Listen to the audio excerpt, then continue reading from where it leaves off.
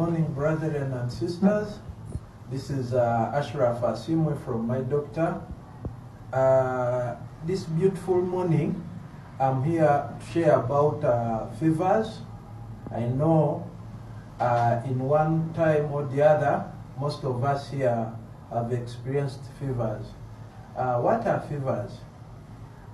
Fevers, this is the rise or an alteration in the normal body temperatures, say anything above or below the normal body temperature, which is 37 degrees Celsius.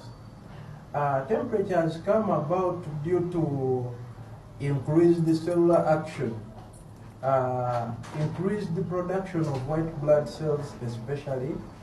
The fight against pathogens can cause fevers. Fevers are in 5 ways. We have the 5 patterns of fevers. That is the intermittent fevers. We have the remnant fevers.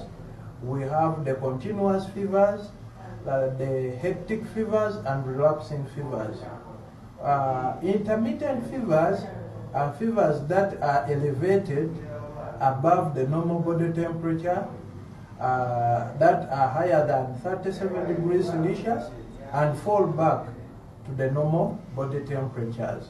So anything that goes high, the normal body temperature, and comes back to the normal body temperature, it is termed as intermittent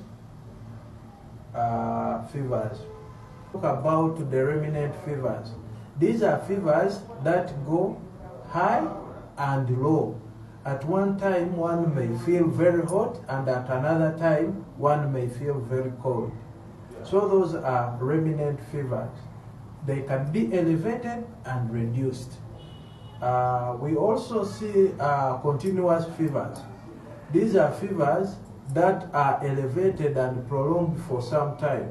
One has higher fevers and they stay for a very long period of time. We will also see hectic fevers.